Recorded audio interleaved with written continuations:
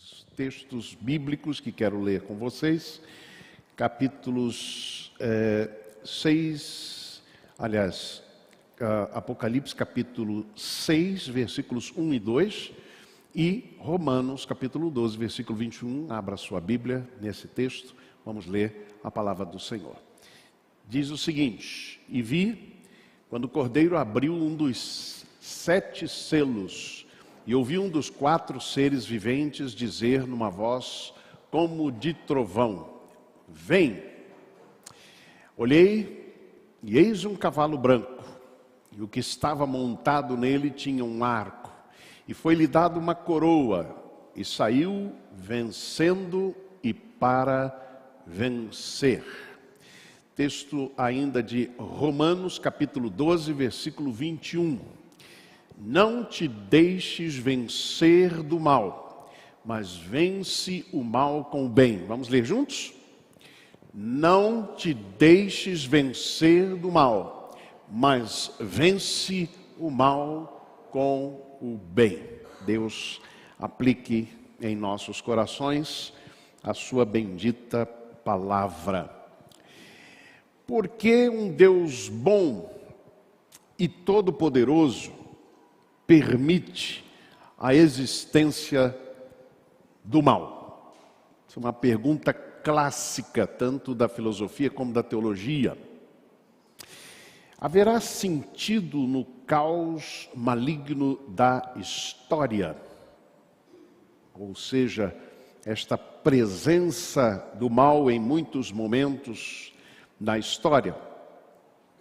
Observem os 2 capítulos, capítulo 6, capítulo 7 do livro de Apocalipse.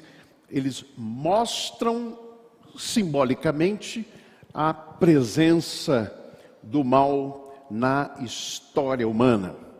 Há uma lista detalhada do mal, mas será que a Bíblia oferece explicações para esta presença do mal? E esta questão principalmente, que é chamada de teodiceia, que é a tentativa de explicar a presença de um Deus, ou a atuação de um Deus bom e todo-poderoso, e ao mesmo tempo a presença do mal no mundo.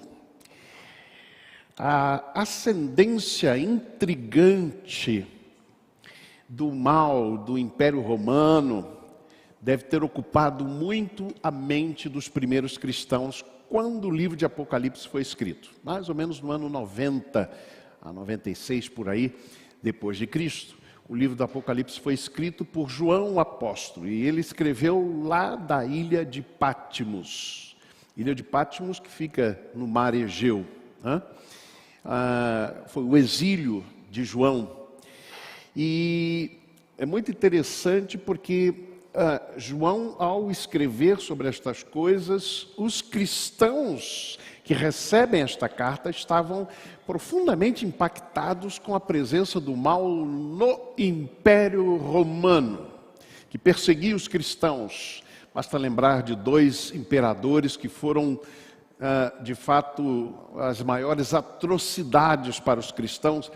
Nero, principalmente, o imperador Nero e Diocleciano. Foram 2 imperadores que, de fato, massacraram, por assim dizer, os cristãos. Observem o seguinte: se o reino de Deus tinha sido inaugurado com Jesus Cristo, os exércitos romanos não deveriam desfrutar de tanta evidência e de tanta liberdade de agir, não é verdade? Esta é uma questão inquietante na mente deles. Um autor, Eugene Peterson, escreveu um comentário sobre o livro de Apocalipse, que é um livro muito interessante, chamado Trovão Inverso. Trovão Inverso. E uma reflexão em que ele usa principalmente a expressão últimas palavras. Não necessariamente porque o livro de Apocalipse seja o último livro da Bíblia, do Novo Testamento, mas porque ele trata das últimas coisas na história humana.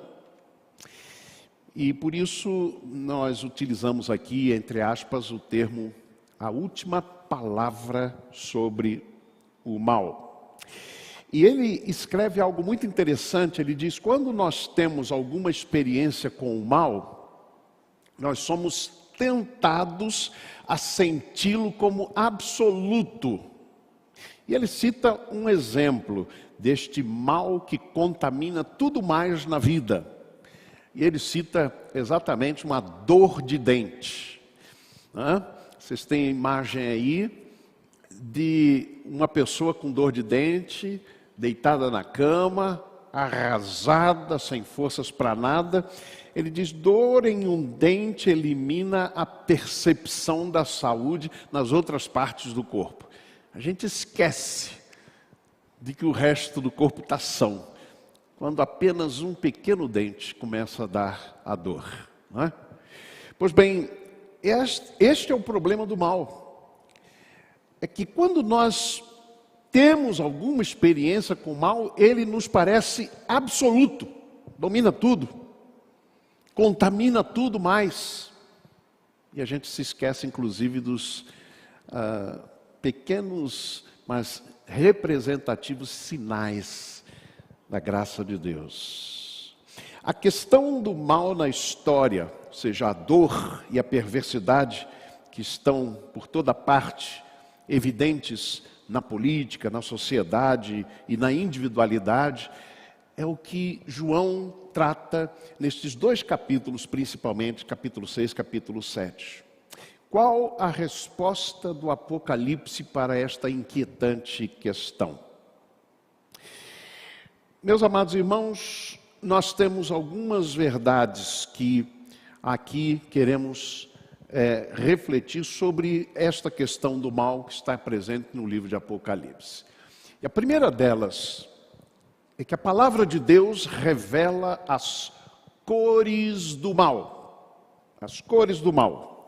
E é muito interessante que o livro de Apocalipse vai descrever isto com 3 ou 4 cavalos, mas especialmente 3 cavalos. O cavalo vermelho, que é a guerra, o cavalo preto, que é a fome, e o cavalo amarelo, que é a enfermidade mortal. Observem o que diz o capítulo 6, nos versículos 3.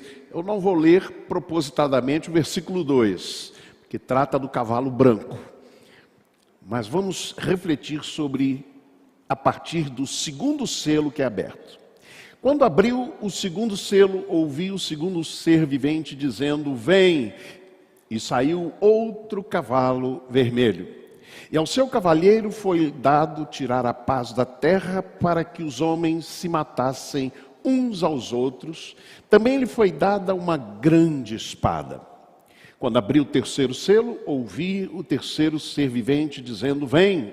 E então vi, e eis um cavalo preto, e o seu cavaleiro com uma balança na mão. E ouvi uma como que voz no meio dos 4 seres viventes, dizendo: uma medida de trigo por 1 denário, 3 medidas de cevada por 1 denário, e não danifiques o azeite e o vinho. O quarto selo foi aberto. Quando o cordeiro abriu o quarto selo, ouvi uma voz do quarto ser vivente dizendo: vem! E olhei, e eis um cavalo amarelo, e o seu cavaleiro, sendo este chamado Morte e o Inferno, o estava seguindo. Foi-lhe dada autoridade sobre a 4ª parte da terra para matar a espada, pela fome, com a mortandade e por meio das feras da terra. Isto é o que nós poderíamos chamar de manifestações do mal, que estão presentes aí nestes 3 cavalos, que a gente chama de cores do mal. Aqui eu preciso fazer uma observação, porque nós não podemos transportar automaticamente estas cores para, por exemplo, ideologias do tempo presente. Então, nós vamos ter problema. Porque esse texto é lido aqui, é lido em outros países. Por que eu estou dizendo isso? Porque aparece aqui um cavalo vermelho, aparece o cavalo preto, mas especialmente o cavalo vermelho, que alguns vão dizer, olha aí. Não é? Ocorre que, por exemplo, a cor vermelha no Brasil é a cor de um determinado partido político, não é? De uma ideologia, digamos, mais à esquerda. Mas nos Estados Unidos, essa mesma cor é de um outro partido político, que é exatamente da direita. Por isso é que não podemos aqui estabelecer nenhuma relação. A Bíblia está revelando. Não. Na Alemanha nazista, a cor predominante do Partido Nacional Socialismo Alemão, não é? Partido de Adolf Hitler, era o marrom. Não? Era o marrom. Enfim, estas cores apenas são símbolos naquele momento de situações e manifestações do mal. A primeira delas é a guerra que vem exatamente pelo cavalo vermelho. Aqui nós temos a manifestação do mal que é especialmente marcada pela competição, ao invés de colaboração. Tiago, por exemplo, quando fala da guerra, ele diz: de onde vêm as guerras e os conflitos que há em vós? Meus amados irmãos, gente faminta de poder, expressão da cobiça desenfreada, muitas vezes é esta a manifestação do mal no nosso mundo e na nossa história. Uma observação muito importante é a do cavalo branco, sobre o qual está assentado Jesus Cristo.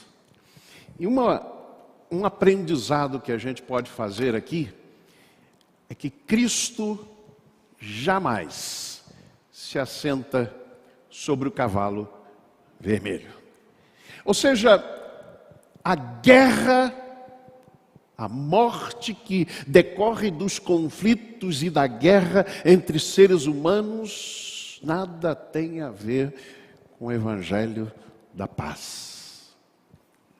Cristo jamais se assenta sobre o cavalo da guerra, da mortandade, da desavença, do conflito. Jesus se assenta sobre o cavalo branco, que obviamente representa a paz. Mas nós vamos chegar lá já daqui a pouco. O segundo cavalo é exatamente o cavalo preto. Não é? Mais uma vez, eu insisto que as cores são apenas simbólicas aqui. Não é? E vocês sabem que na história, por exemplo, da escravidão, né? Escravidão, no caso dos africanos, houve muita identificação da cor da pele com o mal, né? Inclusive na cultura brasileira, né? O preto era normalmente associado a isto. Foi muito interessante porque nas antigas simbolizações de Satanás ele era preto. Depois passaram para o vermelho. Hoje eu não sei qual é a cor que vão usar. Mas é muito interessante este aspecto, mais uma vez eu insisto. O cavalo preto traz a manifestação do mal, que é a fome. Mas marca especialmente o egocentrismo e a escassez, ao invés da solidariedade. Talvez o maior problema econômico, ou da economia no mundo, seja exatamente a escassez. A impossibilidade de que o planeta produza suficientemente para todos, de forma igual, para que todos tenham o direito ao alimento. Olha o que diz o texto: 1 quilo de trigo como salário de um dia, 3 quilos de cevada como salário de um dia. E o resto do texto diz: mas não estrague o azeite, nem o vinho. Como se estes produtos por si só pudessem suprir a fome. Alguém já disse, o Gene Peterson diz, pode-se fotografar o egocentrismo e a escassez presente nesta manifestação do mal. O quarto cavalo é o cavalo amarelo. Ele traz a doença, ou seja, a enfermidade, ao invés da saúde. Nós aceitamos o mito de que a atividade mais importante para o nosso corpo é trabalhar para ganhar dinheiro ou adquirir reputação. E com isso, as doenças aumentam. Essas manifestações do mal representadas no cavalo vermelho, no cavalo vermelho guerra, no cavalo preto, que é a morte, e no cavalo amarelo, que são as doenças, estão aqui representadas simbolicamente. São manifestações do mal. Ou seja, o livro de Apocalipse tenta mostrar como estes exemplos são a realidade do mundo em que vivemos. Muitos deles não como consequência, digamos, da própria vida em si. E às vezes nós acostumamos com estas coisas. Nós nos conformamos com esqueletos humanos, como vimos há poucos dias, de pessoas passando literalmente fome. Nós nos acostumamos. Nós queremos negar. E criamos desculpas para isso. Não, isso é invenção, isso é criação.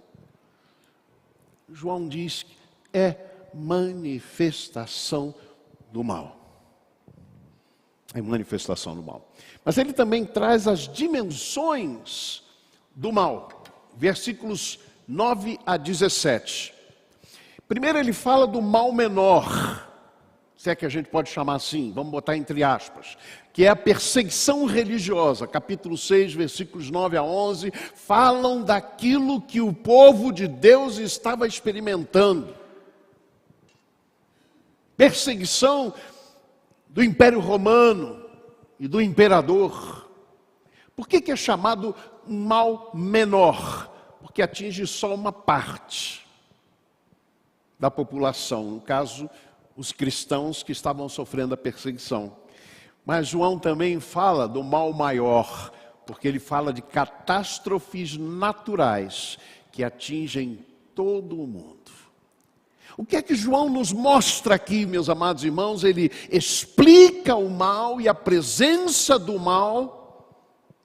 Ele mostra como o mal não apenas atinge aqueles que vivem pela fé, e que até perguntam até quando. Versículo 10 é a pergunta que se faz. Mas atinge também a todos cujos representantes estão dizendo chega, chega. Está no verso 16. João explica assim a manifestação e a presença do mal no mundo. Segunda verdade que eu trago para vocês é que Cristo se coloca como o primeiro no campo de batalha. Meus amados irmãos, este capítulo 6, no versículo 2, vai dizer: olhei, e diante de mim estava um cavalo branco.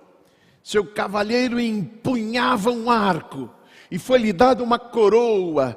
Ele cavalga como vencedor, determinado a vencer. É o primeiro que aparece nesta revelação.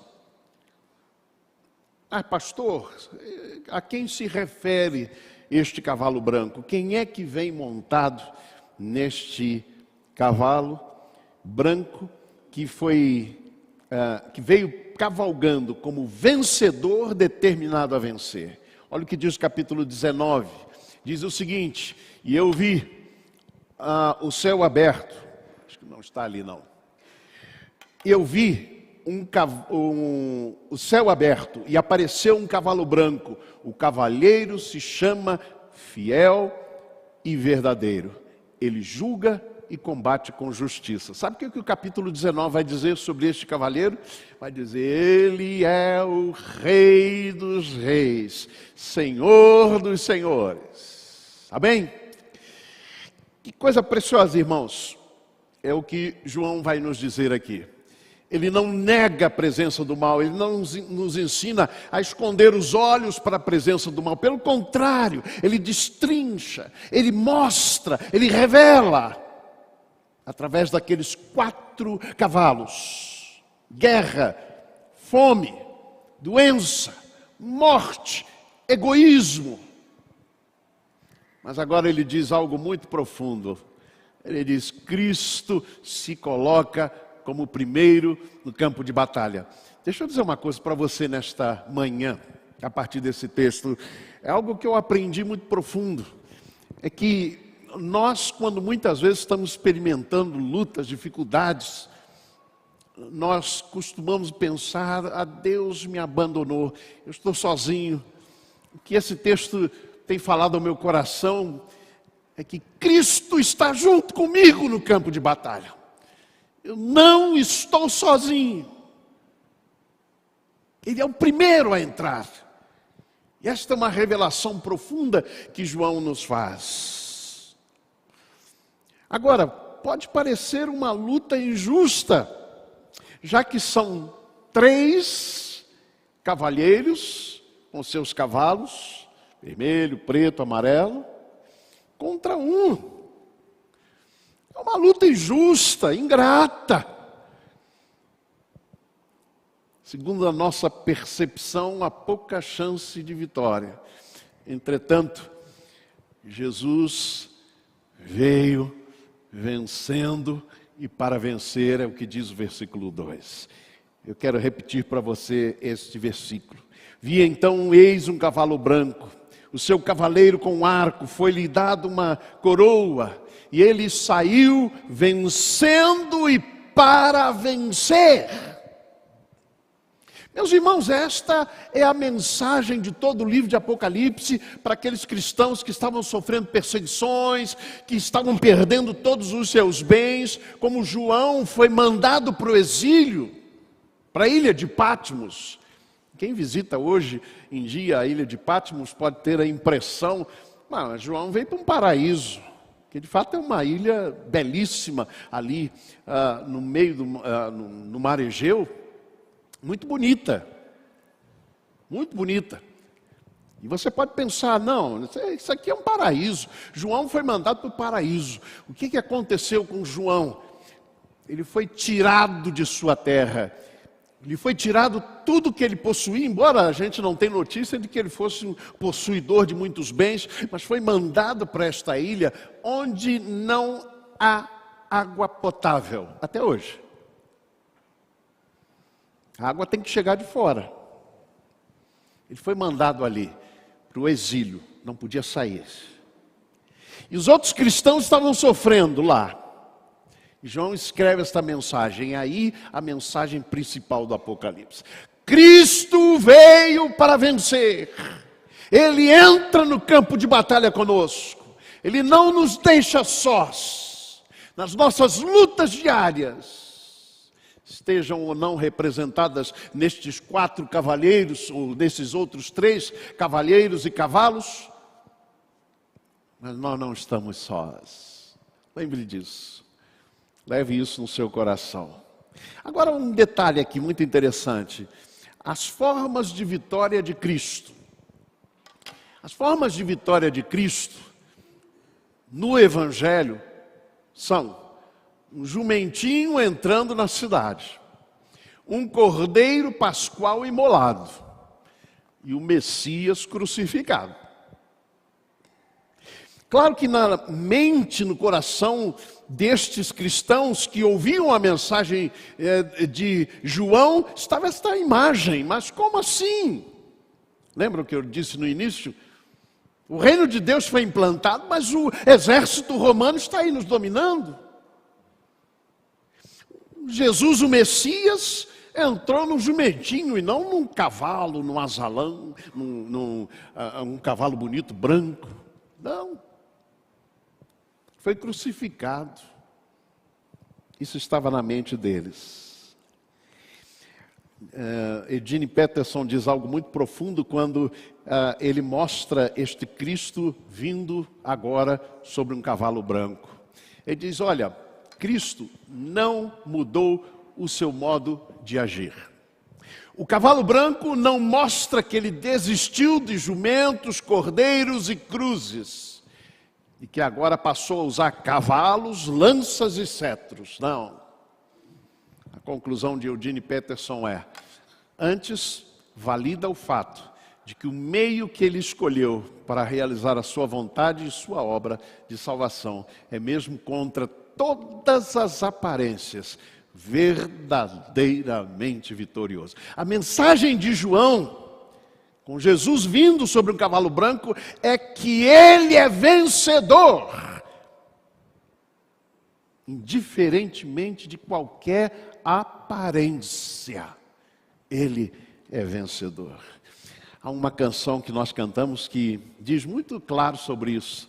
Não olho circunstâncias, não. Olho o seu amor. Não me guio por vistas. Alegre sou. Quando a gente olha para a mensagem do Evangelho, a gente diz, não, mas este Evangelho de paz, de amor, não vai conseguir alcançar os objetivos. A gente tem que usar a arma, a espada.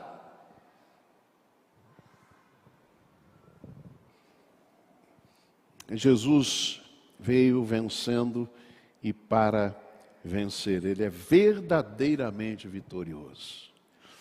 O apóstolo Paulo, escrevendo aos Coríntios, 2 Coríntios capítulo 10, 3-5, ele fala sobre as armas da nossa milícia. Ele diz, porque andando na carne, não militamos segundo a carne, porque as armas da nossa milícia não são carnais, mas sim poderosas em Deus para a destruição das fortalezas, destruindo os conselhos e toda a altivez que se levanta contra o conhecimento de Deus, levando cativo todo o entendimento à obediência de Jesus Cristo. Amém. As armas que nós temos para lutar contra o mal são as armas espirituais. O nosso Cristo vencedor é um Cristo que entrou na cidade num jumentinho. É um Cristo que foi crucificado, mas não permaneceu na cruz. Ele ressuscitou e venceu a morte. Última verdade que eu quero trazer para vocês é que a revelação de Jesus Cristo nos vê, a todos nós, suportando e superando o mal. Este é o desafio. Interessante, o capítulo 6 termina com uma inquietante pergunta: quem poderá suportar, depois de descrever todas aquelas manifestações e dimensões do mal? Quem poderá suportar? E aí primeiro são citados os anjos mensageiros de Deus, capítulo 7. Depois disto, vi 4 anjos em pé nos 4 cantos da terra, conservando seguros os 4 ventos da terra. Então, como é que é possível suportar? Anjos, manifestação de anjos. A gente nunca deve esquecer que a palavra anjo quer dizer mensageiro de Deus. Mensageiro de Deus. Os anjos são os mensageiros de Deus. E em Êxodo 23, a palavra de Deus nos diz: eis que envio um anjo adiante de ti para preparar o caminho. O povo no deserto experimentou a presença do anjo do Senhor. Este anjo do Senhor vai nos guiando, vai nos conduzindo e vai nos levando à vitória. Mas há um segundo aspecto aqui, é a grande multidão que estava ali presente, 2 Coríntios, capítulo 10, versículo 3 a 5. Desculpe, não é 2 Coríntios, mas é exatamente Apocalipse, capítulo 7, versículos 9 e 10. Olhei e eis uma grande multidão que ninguém podia contar, e clamavam com grande voz: salvação ao nosso Deus e ao Cordeiro. Sabe como é que a gente pode enfrentar o mal? É contando com a presença de mensageiros de Deus, de sinais da presença de Deus, mesmo nos momentos mais difíceis da nossa vida. E em segundo lugar, comunidade cristã. O texto começa falando de 144 mil. E aí você podia dizer, poxa, mas então esse número é limitado. Quando chegar nos 144 mil, ninguém mais é salvo, é isso? Mas o verso seguinte, capítulo 7, versículos 9 e 10, vão dizer que João olhou e viu uma grande multidão, de toda tribo, nação e língua. É porque o primeiro número quer mostrar um valor simbólico. Eles representam as 12 tribos de Israel e a igreja do Senhor. E é por isso que ela agora virou um número multiplicado.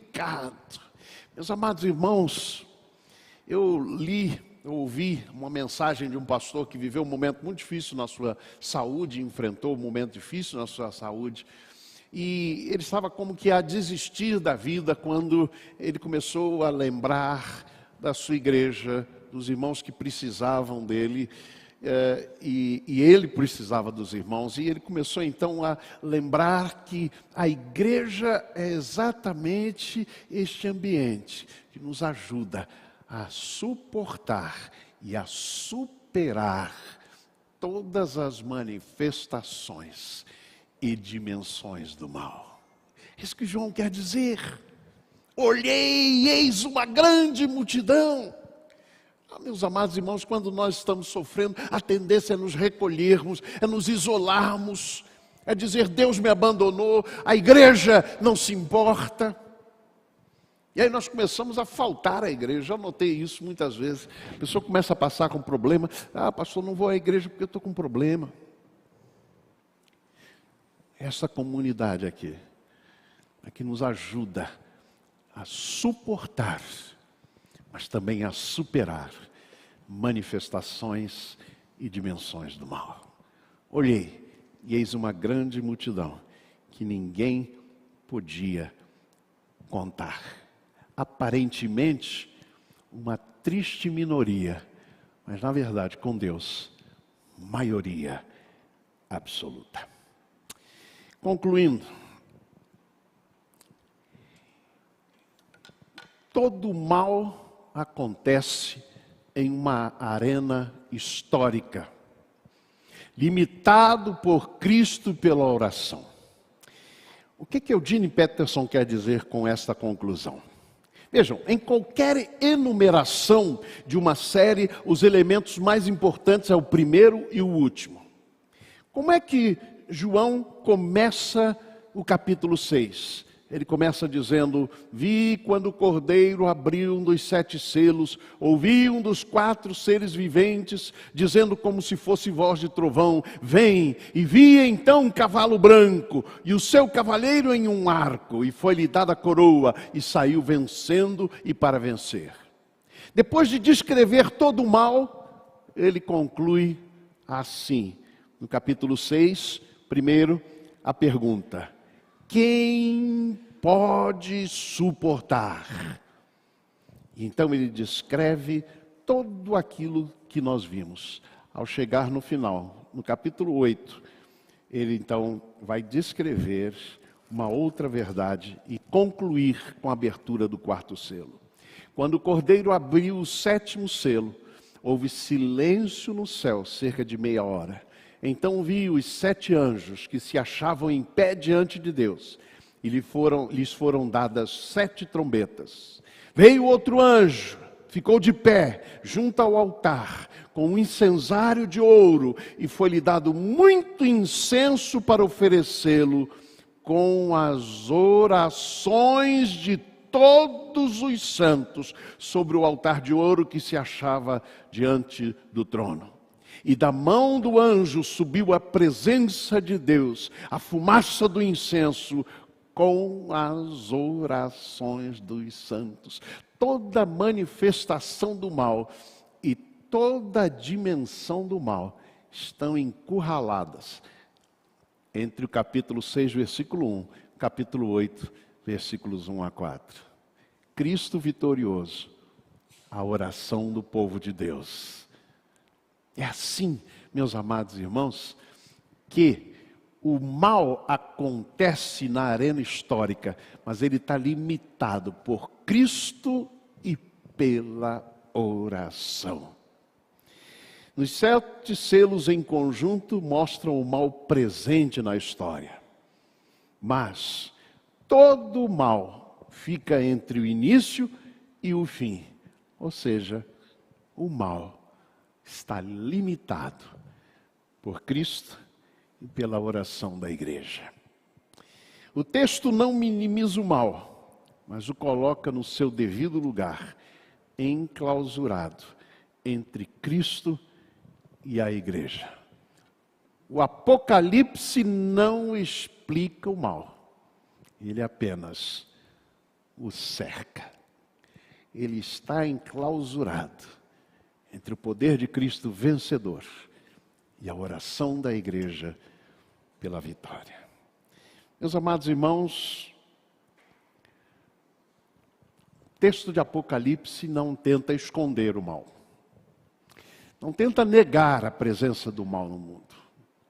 Também não leva ao desespero de dizer não tem jeito, o mal vai vencer.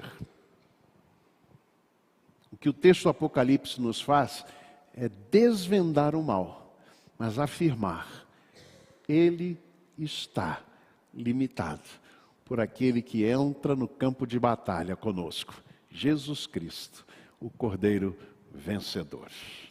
Que Deus nos abençoe e que Ele nos leve sempre ao triunfo sobre as diversas manifestações e dimensões do mal em que nós formos encontrados em muitos momentos da nossa vida. Cristo venceu. Ora, vem, Senhor Jesus, nos dá a vitória.